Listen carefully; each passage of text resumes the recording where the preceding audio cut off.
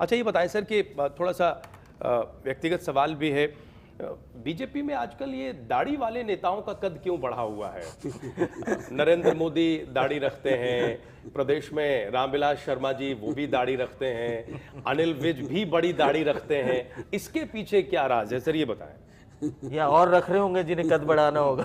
कोई खास इसका कोई, कई बार हमने ऐसा सुना है कि लोग प्रण ले लेते हैं किसी चीज का तब वो दाढ़ी नहीं बनवाते हैं। नरेंद्र मोदी जी ने खुद अपना जिक्र किया कि एक संत ने उनसे कहा था कि तुम अपनी दाढ़ी मत कटवाना।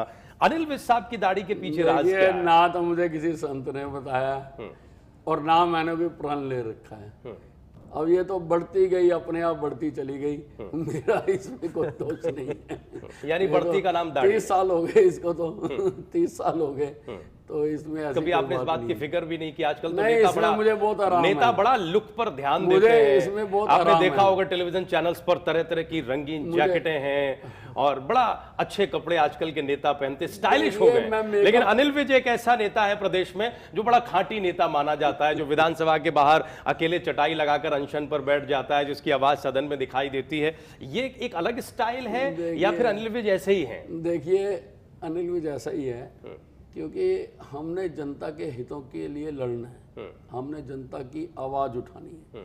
मैं तो दरी अपनी कार में लेकर चलता हूँ, अभी भी एक कार मेरी बाहर खड़ी है, आप कैमरामैन को भेजो, उसमें दरी पड़ी हुई है। क्यों सर ये दरी क्यों लेके चलते हैं? संघर्ष करने के लिए हर वक्त तैयार रहना। अब आप सत्ता में आ गए हैं विज साहब, अब संघर्ष। सत्ता में आ गए हैं, जहाँ सत्ता में आ गए हैं वहाँ हम काम करते हैं, जहाँ सत्ता में आ गए हैं वहाँ हम काम करते हैं, जहाँ सत्ता में नहीं है वहाँ पर हम विपक्ष की भूमिका निभाते हैं और बखूब निभाते हैं। बखूबी निभाते हैं।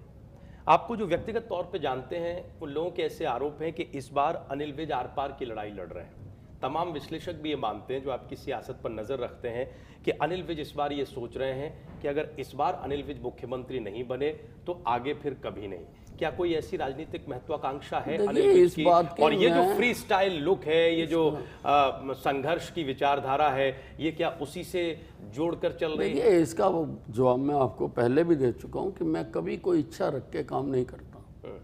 मैं अपने व्यक्तिगत जीवन में भी आज तक कोई इच्छा नहीं पाली हुई है, तो मुख्यमंत्री की बात सोचना तो बहुत बड़ी बात है। मैंने कभी नहीं सोचा इस बारे में, और ना मैंने कभी दावा करा है, ना मैंने कभी किसी को कहा है, ना मैं कभी किसी को कहूंगा।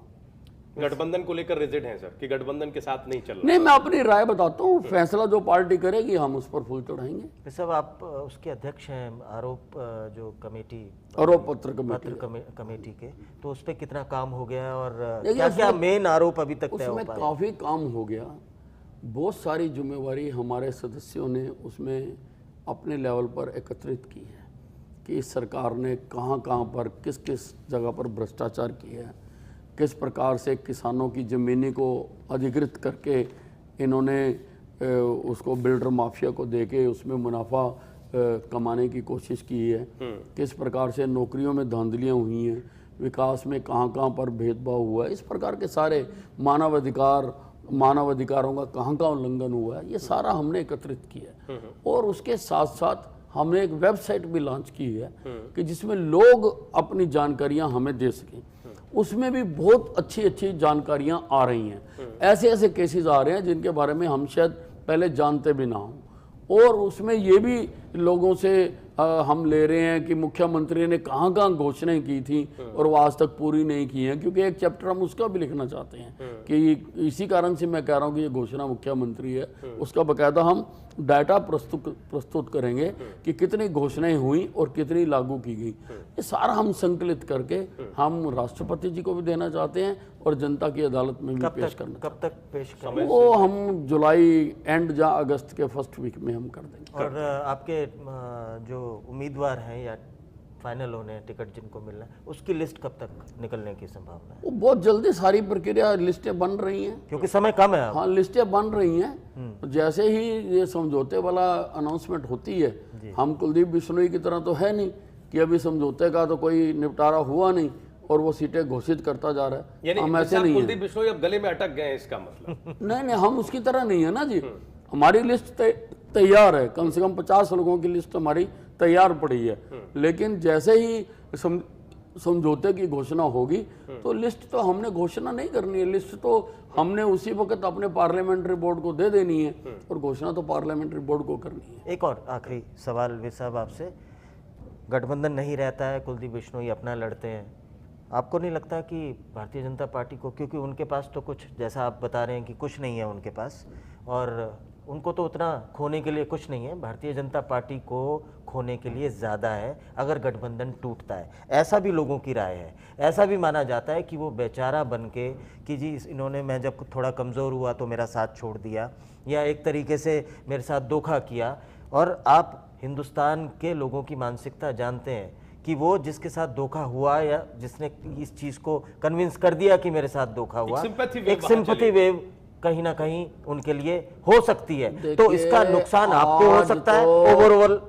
आज तो इस पे क्या कहना ये है? तब होता है जी। जब लोगों को सारी बात की सच्चाई पता ना हो। हमने कोशिश की है कि लोगों को स्टेप बाय स्टेप हर बात बता दी जाए, तो जिस प्रकार से हम सोच रहे हैं उसी प्रकार से हरियाणा प्रदेश की जनता सोच रही है। उनको किसी प्रकार का आश्चर्य नहीं लगेगा जो भी फैसला होगा। यानी अनिल विज साहब इस बात के लिए कॉन्फिडेंट है कि अब की बार हरियाणा में बीजेपी की सरकार, अब की बार भाजपा सरकार हरियाणा में। चलिए, बहुत शुक्रिया अनिल विज साहब स्टूडियो में आने के लिए, तमाम सवालों के जवाब देने के लिए। अनिल विज, नेता प्रतिपक्ष बीजेपी, हमारे साथ थे।